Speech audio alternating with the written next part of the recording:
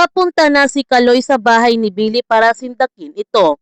Sinabihan ni Bea si Kaloy na mag-iingat ito, lalo na wanted pa rin siya.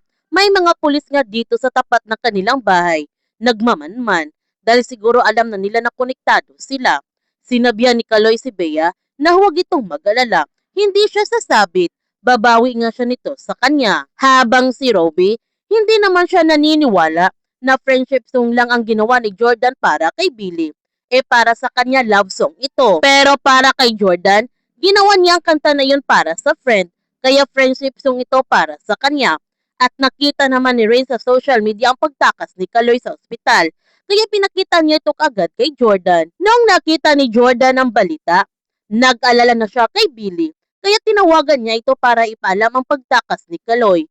Ngunit hindi sumasagot si Billy sa kanyang mga tawag, kaya pinuntahanan niya ito kaagad. Abala naman si Billy sa kanyang pag-aalaga sa kanyang kapatid, at dito na niya napansin na naiwan ang kanyang phone sa kotse, at nakapasok na nga si Kaloy sa bahay ni Billy.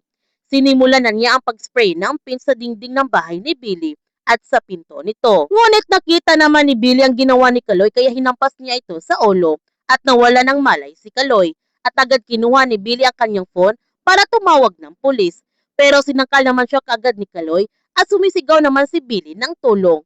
Dahil sa takot ni Kaloy, hinampas niya sa dingding si Billy at nawalan ito ng malay, at agad na nga tumakas si Kaloy. Agad naman lumabas ng bahay si Precious nung narinig niya ang sigaw ni Billy, at sa kanyang paglabas, nagulat siya nito nung nakahandusay na si Billy, kaya agad na nga siya nitong humingi ng tulong.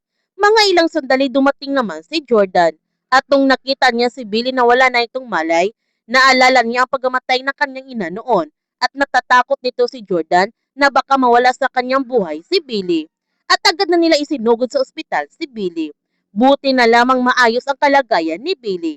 Hindi naman makakapayag si Billy na papalapasin niya ang ginawa ni Kaloy sa kanya. Sumusobra na sila, at natatakot siya na baka idamay nila si Oliver. Gayunpaman, pinagalitan ni Bea si Kaloy sa kanyang ginawa kay Billy dahil wala ito sa kanilang usapan. Pero para kay Mariela na tama lang ang ginawa ni Kaloy para kay Billy. Dahil si Billy ang dahilan kung bakit nawala ng trabaho si Bea, at may kaso pa itong haharapin. Hindi makakapayag si Mariela na makulong si Bea at maiwan na lamang siyang mag-isa. Ang sabi ni Bea, kahit pumalpak si Kaloy, na sana natakot na nito si Billy at tantanan na siya nito. Nung nalaman ni Enrico ang nangyari kay Billy, agad niya ito pinuntahan sa ospital para tingnan ang kalagayan ng kanyang anak. Kaya huwag natin palalapasin ang kapanapanabik ng mga tagpo ng Someone Someday.